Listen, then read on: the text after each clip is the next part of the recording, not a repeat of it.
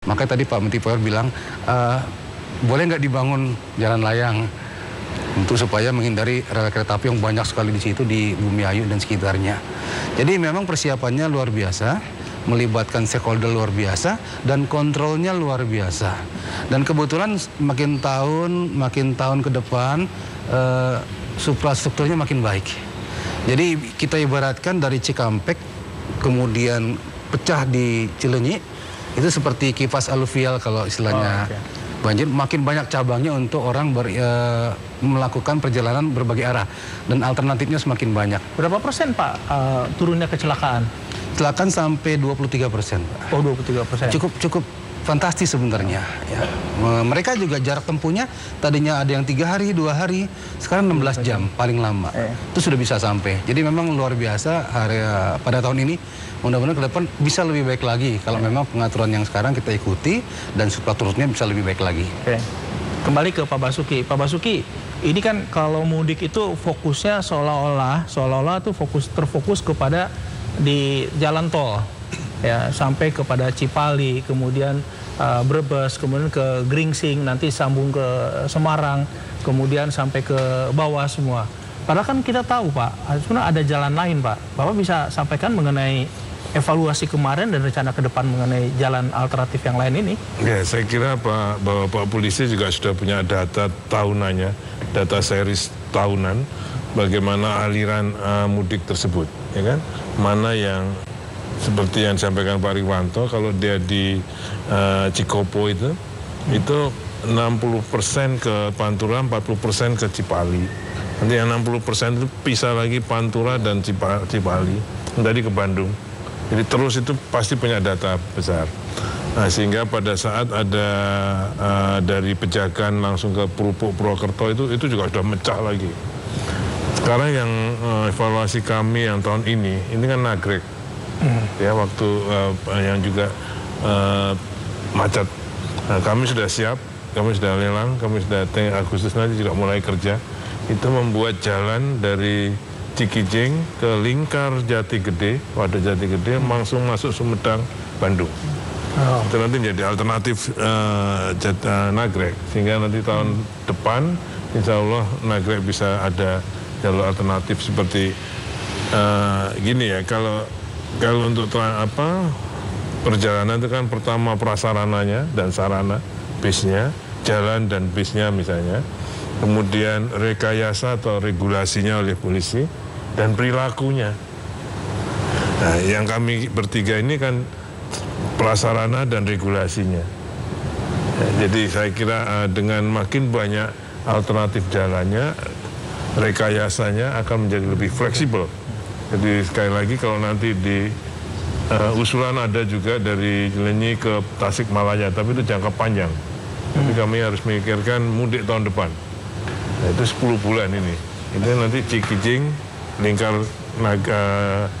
Jatigede, masuk Sumedang, Bandung itu sebagai alternatif supaya memecah kemacetan di Nagrek. Oke, itu kita tahu bahwa mudik menggunakan kendaraan darat, ya, itu biasanya hanya permasalahannya sampai dengan Jawa Tengah. Begitu selesai Jawa Tengah langsung terurai ke sana.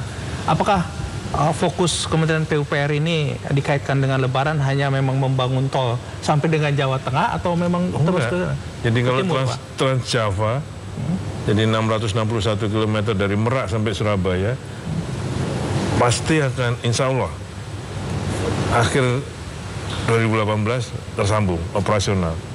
Sekarang ini dan kemarin misalnya walaupun itu masih fungsional bukan darurat, Surabaya Kertosono itu berapa menit? 45 menit yang biasanya 3 jam. Oke, itu hanya karena ada jalan tol. Jadi tahun depan insya Allah itu sudah tersambung. Jadi untuk mudik pun sudah jelas jauh lebih baik dari yang sekarang. Pak Budi, Bapak ini orang yang paling disiplin ya terhadap katakanlah operator transportasi umum. Jajaran Bapak itu melakukan rem cek untuk semua pesawat terbang, melakukan rem cek juga untuk bus. Bahkan tanggal 19 Juni saya masih ingat, jangan naik bus yang tidak ada stiker biru, itu Pak.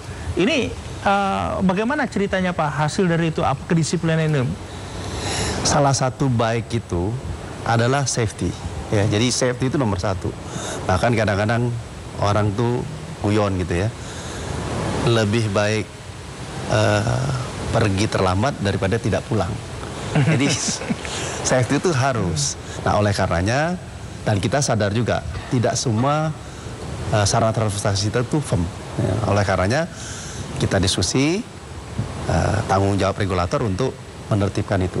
Rem cek kita lakukan. Waktu yang kita berikan panjang itu pesawat udara karena memang komplikasinya lebih baik. Tapi alhamdulillah kita lakukan relatif baik dan memang terbukti setelah itu tidak ada delay. Kereta api kita lakukan, jalannya kita lakukan rem cek. Kapal juga. Nah, memang seperti yang Pak Rudi sampaikan, ini ada masalah di bus. Bayangkan dari 100 bis ada 30 yang tidak laik gitu. Nah, oleh karenanya kita juga membutuhkan media untuk berkomunikasi. Dan ini efektif gitu. Kan kita punya masalah waktu itu di puncak ada yang meninggal. Oleh karenanya saya teman-teman membuat stiker murah. Stiker murah jadi populer karena tanpa stiker itu. Bahkan saya minta tolong dari Pak Polisi, Pak tolong kalau ada kendaraan bus berjalan tanpa stiker di stop dan bakal pengemudi nggak boleh gitu. Ternyata saya luar biasa. Ini saya merasakan bagaimana satu sisi dunia komunikasi ini memang membuat kita bisa menjalankan tugas dengan baik. Nah, dengan itu alhamdulillah bis kalaupun ada kecelakaan itu adanya di jalan-jalan kabupaten yang memang kita tidak kontrol gitu. Ada yang naik truk, ada segala macam. Nah, ini saya pikir format yang baik. Nanti saya kerjasama dengan polisian. Sekaligus kita akan dengan fakta bahwasanya bis ini ada 30 yang tidak laik. Kita punya kewajiban untuk menata lagi sarana bus yang sebenarnya juga favorit gitu. Kita perbaiki, terminal kita perbaiki. Mungkin tahun depan tinggal 5%, sehingga kapasitas bus ini lebih tinggi daripada sekarang ini. Ya. Salah satu yang menyebabkan kemacetan, karena kemarin masih ada yang macet ya, itu karena masih banyak masyarakat yang masuk ke rest area, ya, walaupun salah satu tema atau branding dari pemerintah kali ini adalah mudik bareng guyub rukun, artinya gotong royong, tepas liro, saling mengingatkan yang lain. Waktu itu juga disosialisasikan kalau mau beli makanan, kalau bisa yang take away, jangan yang berhenti, karena semua di belakang menunggu itu. Dan ini yang salah satu menyebabkan masih ada kemacetan terutama pulangnya. Namun demikian Pak Rikwanto, nanti saya tanya setelah komersial break berikut ini.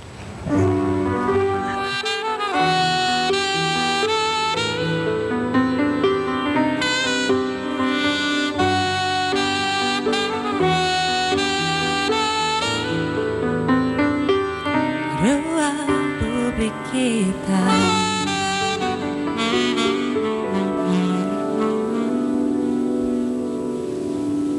Gak bisa nggak ada kesempatan ya. Mbak Dewi, ini jadi bidan cantik. Emang enaknya jadi bidan apa sih?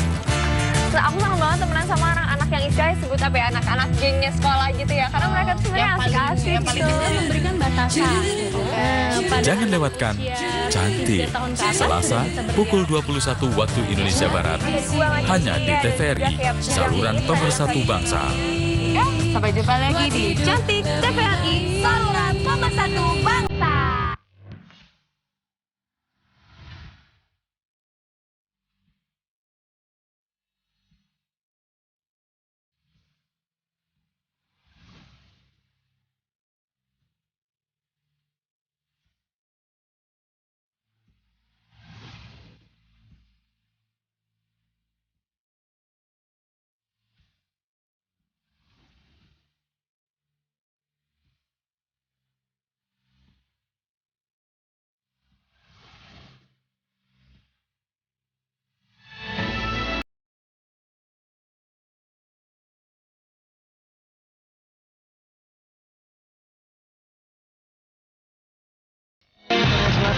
dibangunkan menghadapi konsekuensi sendiri. Dunia Dalam Berita merangkum warta dari berbagai pelosok negeri dari 5 benua dipaparkan secara lugas, lengkap, dan akurat. Distribusi bantuan kepada sekitar 3 Dunia Dalam Berita memberi pencerahan, menambah wawasan.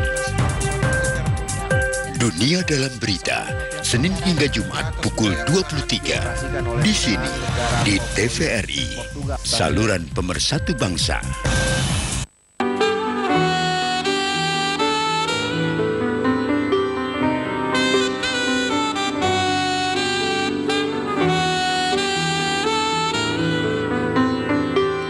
Ruang publik kita. Pak Rikwanto, ini bagaimana yang masih ada macet? Ya, apa penyebab utama dari masih ada macetnya ini dan bagaimana kemarin mengatasinya? Walaupun secara keseluruhan dianggap jauh lebih baik dibanding tahun lalu, Pak Rikwanto. Iya, memang khususnya waktu arus mudik ya. Mudik itu memang ada kekhasan di orang-orang kita. Kebetulan kan lebarannya hari Minggu, tanggal 25. Nah, arus mudik puncaknya kita perkirakan H-3, H-2, H-1 antara itu. Nah, kebetulan H-2 itu hari Jumat. Jadi waktu Jumat mereka masuk rest area semuanya. Nah, itu pada numpuk di pinggir jalan. Walaupun sebagian sudah kita arahkan. Kemudian pada waktu buka puasa, mereka cenderung berhenti masuk rest area.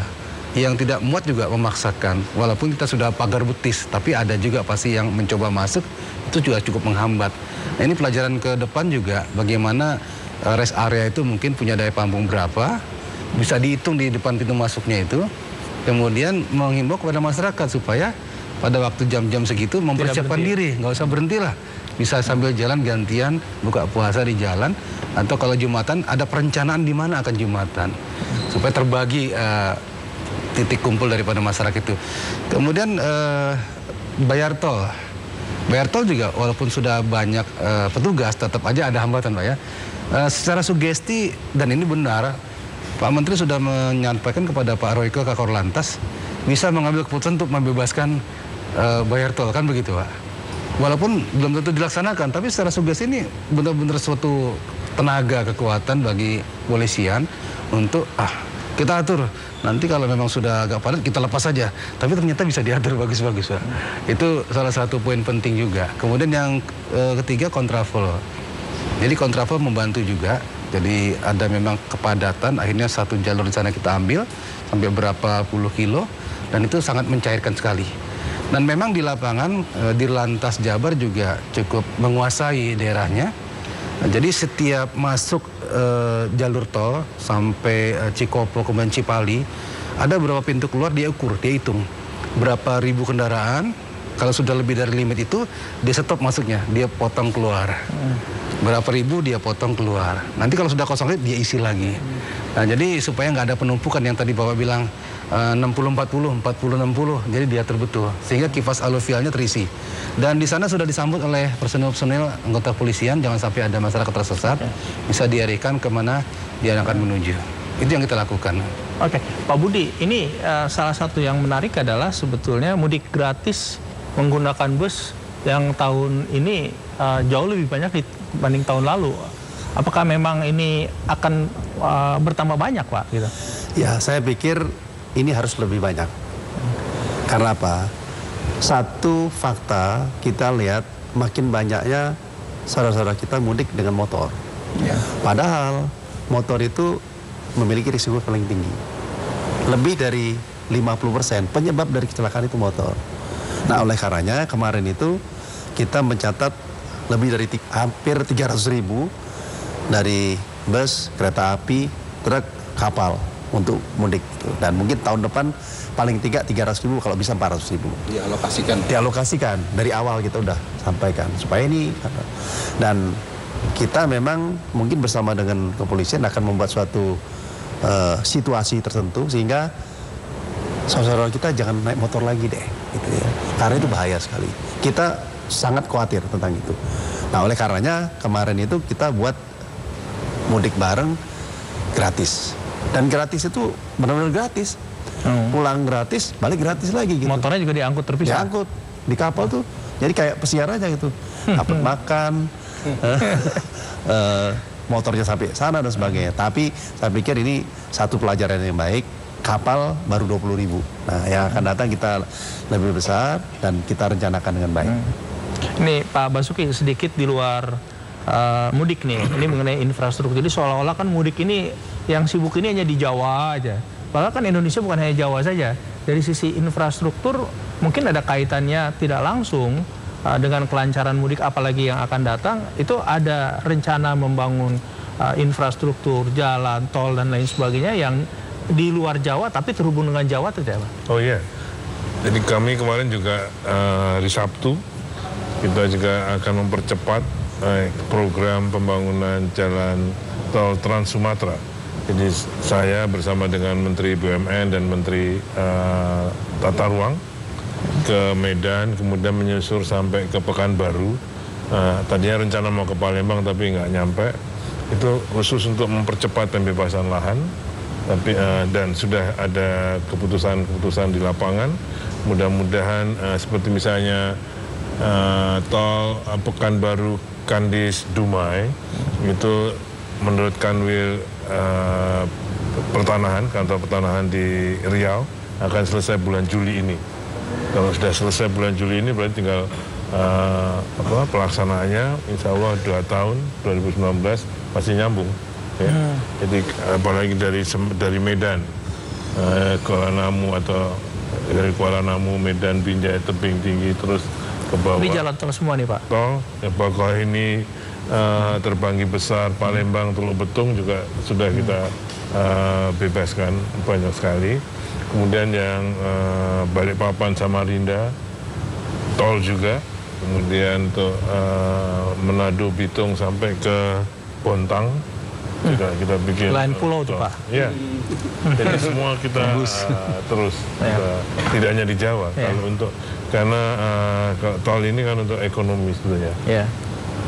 Pak Budi barangkali punya gambaran dari katakanlah 100% pergerakan masyarakat dalam kaitan mudik Lebaran ini sebenarnya berapa persen yang bertumpu di Jawa di antara Jakarta ke Jawa Tengah, Jawa Timur atau di antara Jawa sendiri, kemudian Jawa ke luar Jawa, apakah ke Sumatera, ke Bali, Pak? Dikaitkan dengan tadi Pak Basuki sampaikan, 2019 sebetulnya jalan tol itu di Sumatera udah sampai ke atas, jadi mungkin itu bisa menjadi alternatif dibanding moda transportasi udara, Pak. Ya, semua pemudik itu kira-kira 20 juta kemarin itu. Dan menurut pengamatan saya, kira-kira 60% itu di Jawa. 60%, 65%. Karena kereta api dan darat itu kira-kira hampir 10 juta. Nah, saya pikir saya setuju dengan apa yang disampaikan Pak Rudi dan Pak Basuki, bahwasanya saatnya kita juga berpikir bagaimana yang mau keluar Jawa atau di luar Jawa sendiri gitu ya. Karena saya pikir ke depan itu akan bertambah banyak. Dan alternatif mesti kita buat sedemikian rupa. Karena kita memang negara kepulauan, maka memang yang menjadi alternatif selain darat untuk Sumatera yang panjang, laut dan udara ini memang menjadi satu.